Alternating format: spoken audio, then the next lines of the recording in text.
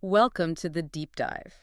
This is where we take, your articles, your research, all those notes, and we really boil them down. Yeah, get right to the core stuff. Exactly. The most important nuggets, giving you that shortcut to being genuinely well-informed. Mm. And today, we're plunging into something huge, a topic that, well, it touches pretty much everything. Marketing. Oh, yeah. Big one. Forget what you might think you know, like just sales pitches and ads. We're going deeper. Much deeper. We want to explore its real essence, how it's evolved, changed so much. And why understanding it is, frankly, more critical than ever for you, whether you're buying stuff or making stuff. That's right. Our mission here for this deep dive, it's really to get past just the what of marketing. Right. We want to understand the why. Like, why do certain strategies actually work? Why do you, as a consumer, behave the way you do? And how do businesses make that real connection? Exactly. Yeah. We'll look at those foundational ideas and see how they've become super customer-focused. Influencing, like you said, everything from a luxury bag's price tag. To whether you'll actually wait, a whole month just to get free shipping online. It's fascinating stuff. Okay, let's start unpacking this. There's a classic definition, right? From the American Marketing Association back in 2004. The AMA definition. It says, marketing is an organizational function and a set of processes for creating, communicating, and delivering value to customers. Okay, pause there. Creating, communicating, delivering value. And for managing customer relationships in ways that benefit the organization and its stakeholders. Sounds kind of simple, maybe. But it's really not. As our sources dig into, every single word there is packed with meaning. So what's really fascinating, according to the research, is just how layered this definition is. Totally. Let's break it down. Creating, that's not just making a thing, like a product. Right. It's the ideas behind it, the techniques, the concepts. Yeah. How do you present something that actually feels meaningful? And then communicating. That's about the platforms, the media choices, the actual methods you use to talk with customers, not just at them. How do you reach people effectively? Okay, and delivering value. This is where it gets really interesting, I think. Oh, definitely. Because what is value? Yeah. It's not universal, not at all. Yeah, our sources point this out strongly, like the example of a class. Exactly. For one student, value might just be, an easy A, get the grade, move on. But for another, it could be this profound inspiration, something that genuinely shifts their whole perspective. Wow. So understanding that customer-specific value system is crucial. Absolutely critical. Then there's managing customer relationships.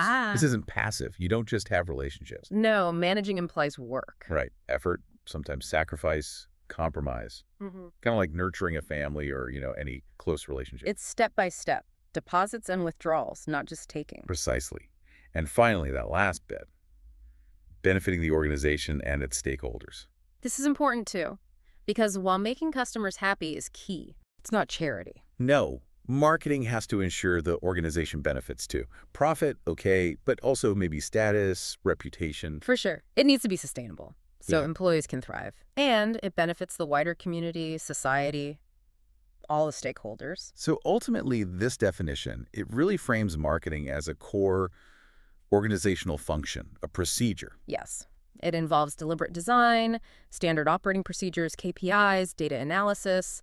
It's a system. Right, a system. All right. Which leads to a really crucial insight from our sources. That marketing isn't just one thing, not a single event or campaign. Exactly. It's an entire system. You can't just launch one ad and expect lifelong customers. No way. And this is so critical because your actions, your decisions as a consumer, they're influenced by so many different layers. Like what?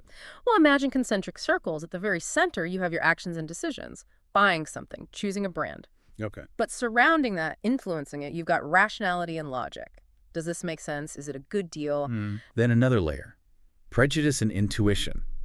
Gut feelings, biases, what feels right. Oh, okay. Then external factors, the economy, current trends, what your friends are doing. Right. And the biggest circle, the overall context and environment, your culture, societal norms, technology available. So it's never just simple cause and effect. Like Apple doesn't just make you buy an iPhone. Exactly. Even with a powerhouse like Apple, it's a super complex system of influences shaping your choice, probably long before you even think about buying. Understanding all those layers, Yeah, that's the real game for businesses. absolutely. For lasting success, you have to get it. Okay, so let's dive into a really core framework now, one that shows this shift towards the consumer really clearly. The 4 Ps. Yeah, the classic 4 Ps, but how they've evolved. First to the 4 Cs, and now some argue even to the 4 Ss. Right. So traditionally, marketing was all about the 4 Ps: product, price, place, and promotion. Company focused. But the world changed. The consumer changed. Big time. And the framework had to evolve. So you get the 4 Cs: customer solution, customer cost, convenience, communication. Puts a customer first. And then the 4 Ss take it even further. Yeah, things like sense, service, speed, social network, even more nuanced, more focused on the experience and connection. It's a clear progression. Definitely.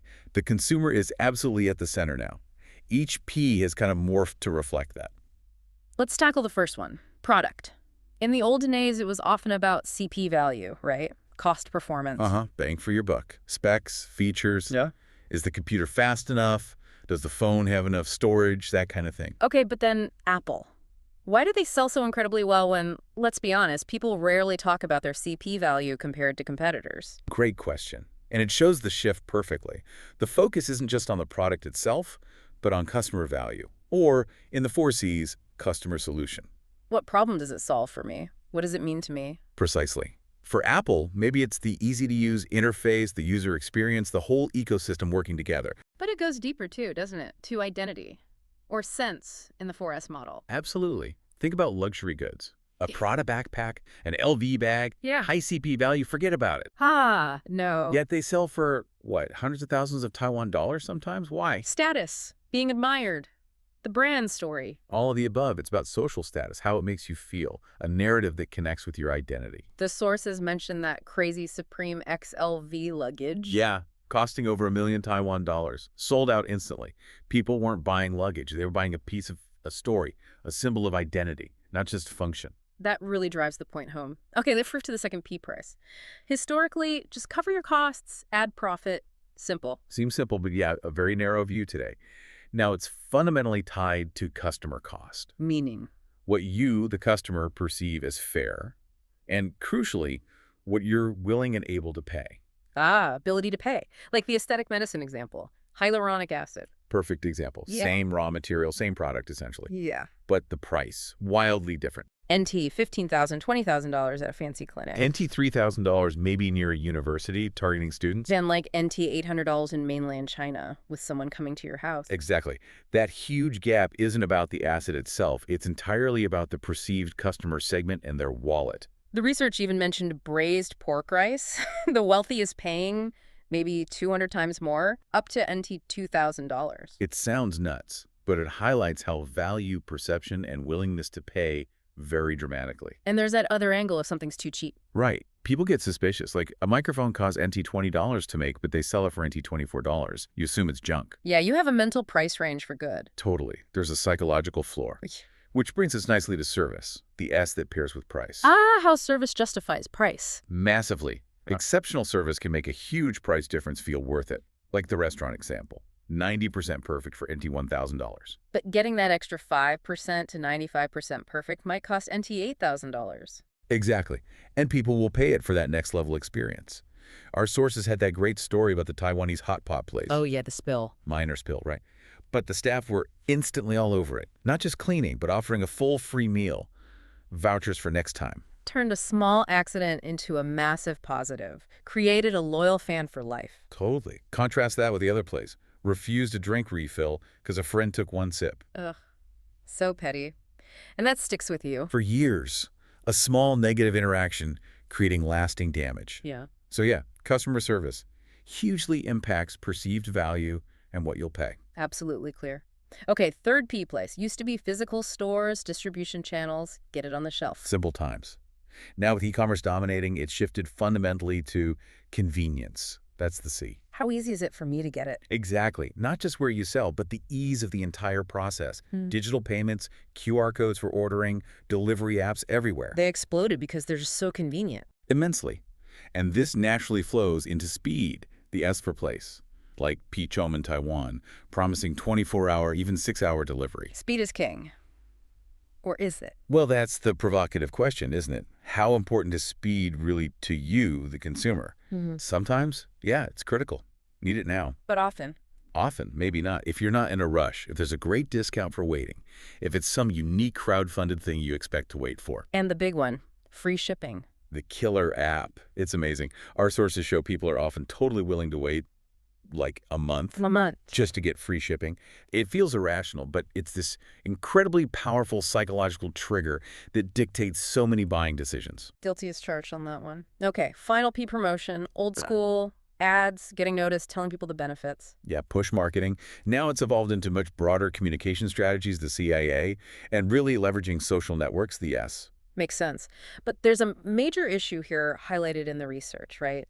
This planned consumption. Oh, yeah, this is a huge one. It's kind of a paradox created by modern promotion. Think about massive sales events like Double 11 in China. Black Friday, Cyber Monday. Exactly. These events now drive, for some businesses, almost their entire year's revenue, Wow. which means consumers. Well, they just wait. They know the deep discounts are coming, so why buy at full price? Sales outside those periods just flatline. Pretty much. Like the example, Yeah.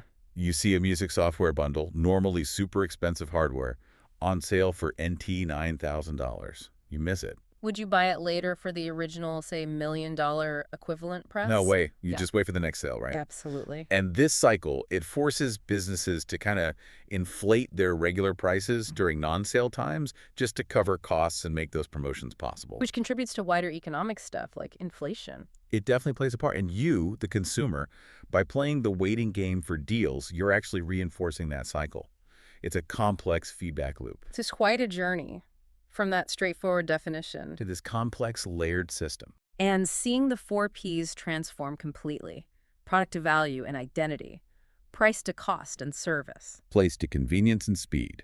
Promotion to communication and social networks. It makes it crystal clear. Marketing today isn't just about selling you something. Not at all. It's about deeply understanding you, engaging with you, the customer, on multiple levels. This whole deep dive, it really shows that every time you buy something, every time you interact with a brand, It's part of this intricate dance, your own psychology, your needs, your perceptions. meeting the strategic choices businesses are making. Exactly. So maybe here's a final thought for you, the listener, to chew on. Okay. As technology keeps racing ahead and consumer behavior gets even more complex, even more nuanced, Yeah. what do you think the next big shift in marketing will be? How will businesses create, communicate, deliver value in the future? Yeah. And maybe more importantly, how will your own buying habits, your own expectations end up shaping that future?